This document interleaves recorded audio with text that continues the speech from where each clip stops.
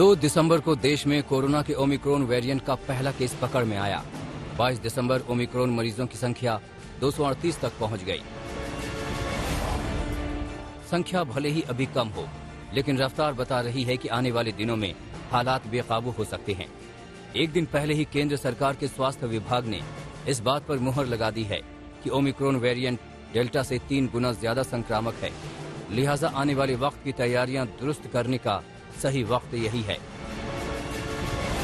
PM Modi आज corona के हालात पर उच्च स्तरीय बैठक करेंगे।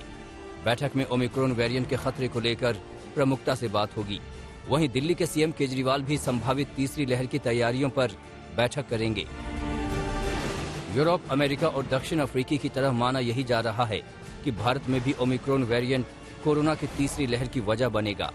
आईआईटी कानपुर और आईआईटी हैदराबाद की जॉइंट स्टडी में कहा गया है कि फरवरी में देश में तीसरी लहर आ सकती है।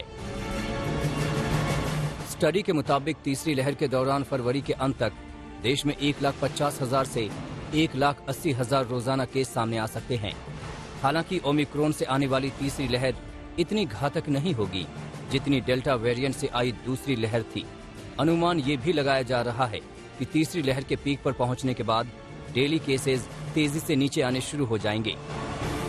You have totally lost any vaccine protection, and the natural immunity due to prior exposure to Delta is eroding very quickly.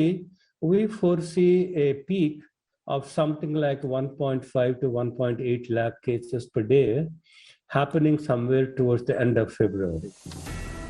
WHO से लेकर दुनिया भर के डॉक्टर और एक्सपर्ट ओमिक्रॉन वेरिएंट को समझने और परखने में जुटे हैं। किसी भी ठोस निष्कर्ष तक पहुंचने में अभी वक्त लगेगा। ये ट्रेंड जरूर दिख रहा है कि वैक्सीन के दोनों डोज लेने वाले लोगों को ओमिक्रॉन से जान का खतरा बहुत कम होगा। तो ओमिक्रॉन जो वेरिएंट है आपका कुछ नहीं बिगाड़ पाएगा। आप स्वस्थ रहेंगे, आपको कॉम्प्लिकेशन नहीं होगी, आपको आईसीयू में जाना नहीं पड़ेगा, आपका ऑक्सीजन लेवल ड्रॉप नहीं होगा। ये बहुत महत्वपूर्ण है कि यदि आपने दोनों डोज लिए हैं तो ये लाइफ सेविंग है, ये प्रोटेक्टिव है, ये सुरक्षा कवच है। सो सबसे महत्वपूर्ण है वैक्सीन, और उसके साथ साथ वैक्सीन के साथ साथ आपके जो कोविड गाइडलाइंस हैं वो उसका पालन कीजिए। एक तरफ फरवरी में आने वाली तीसरी लहर की दहशत है तो दूसरी तरफ वो भीड़ भाड़ जिस पर किसी का कोई काबू नहीं दिख रहा है। दिल्ली के मशहूर लाजपत नगर मार्केट में तिल रखने की भी जगह नहीं दिखती। ऐसा हाल देश भर में है। तो सवाल उठता है कि क्रिसमस और नए साल के जश्न में क्या मंजर होगा। राज्य सरकारों ने अपने अपने तरीकों से जवाब तलाशने शुरू कर दिए हैं। कर्नाटक में नए साल के जश्न पर रोक लग गई है। दिल्ली में भी नए साल की पार्टियों पर बैन है। गोवा में पार्टियों पर लगाम लगाने का फैसला विचाराधीन है।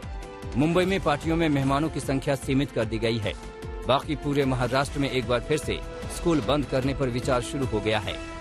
स्कूल को लेकर बंद को लेकर आपने नहीं बताया क्योंकि केसेस आप देख रहे हैं। नहीं, आपको पता है जैसे आपको पता है कि नवी मुंबई की घटना हो गई, वहाँ पे स्कूल 10-15 दिन के लिए बंद कर दिया गया है। लेकिन इस तरह से कोई ज्यादा अगर खुशी से होती है तो अकॉर्डिंग टू निर्णय लिए जाएं। लेकिन सरकारी फरमानों से ज्यादा ओमिक्रॉन पर अगर कुछ कारगर होगा तो वो है लोगों की खुद की जागरूकता। दूसरी लहर का कहर देखने वाले लोगों को अपनी याददाश्त पर जोर डालना चाहिए ताकि वो मंजर फिर से न दोहराया जाए। आज तक ब्यूरो।